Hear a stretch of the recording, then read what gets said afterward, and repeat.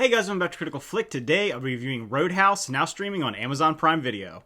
So this movie is a reimagining of the original Roadhouse film, and in this one we see Jake Gyllenhaal playing the bouncer Dalton, and he's brought in to clean up this roadhouse down in Glass Key, Florida. Things are getting a little wild and rowdy down there, and there's people trying to kind of take down the roadhouse, so he has to come in and bring down kind of the law and order. And I think Gyllenhaal's performance is the thing that really carries this film. Kind of somber and quiet character that has this kind of reserved rage that he's able to unleash on these goons throughout the film, and I think those moments are some of the best in the movie. Gyllenhaal even plays the character as someone who has kind of almost like a glossed over feeling about them, someone who is struggling so hard to just get through life, and then him trying to rebuild himself and find purpose and finding that in the roadhouse. So I guess there is somewhat of a story arc with him, but we could have gone deeper or maybe explored some of those avenues without having it feel so disjointed. He is definitely a physical presence in this movie. You can tell he committed to training for this film, and it shows for sure.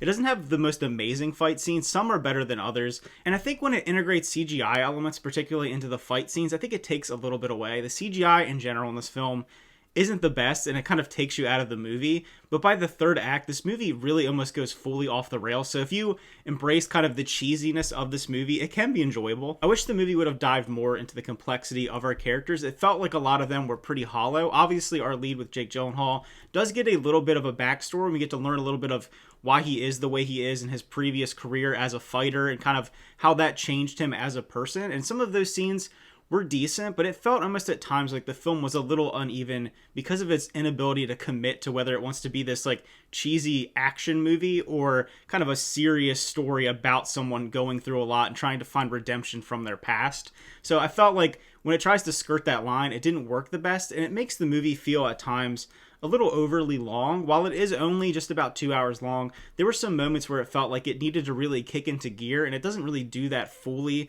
until the end of the film. We get some little spurts of action, and I think those are probably the most enjoyable for people. So if it would have kind of kicked up the octane and stuck with that, and maybe trimmed out a little bit of the unnecessary side stories, like there's a story involving kind of his love interest throughout the film, and it felt more like kind of just like a plot device to drive it forward. You never felt like a full connection between these characters, so we could have done it another way. There's other ways in the film, like his relationship with this young girl and her father that owned this bookshop. If they would have kind of committed to that's the driving force for him doing what he's doing towards the end of the film, instead of kind of it being about this love interest, it just felt, like I said, a little uneven. The plot in general isn't the best thing in the world, but if you're coming to watch this movie, you're probably not watching it for the plot necessarily. You just want to see some good fight scenes, and I think for most people, you'll be mostly satisfied with that. There are some interesting people that are in this film. Post Malone's in the very beginning of the movie in a fight, and I was like, wow, it's just Post Malone just thrown in here randomly. And then later on in the film, we have the introduction of Conor McGregor's character,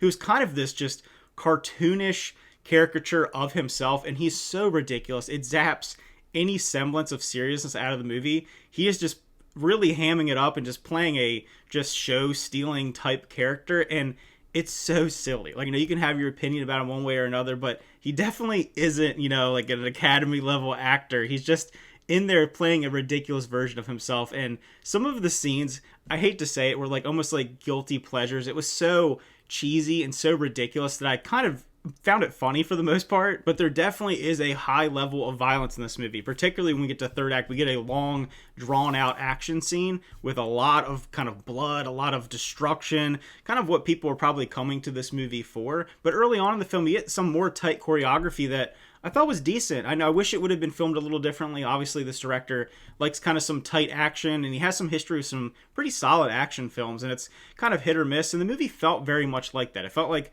there were some moments I'm like, okay, this is what I want, this is what I'm enjoying, and other times it's like, oh, this direction that it's going in kind of sucks some of the energy out of the film.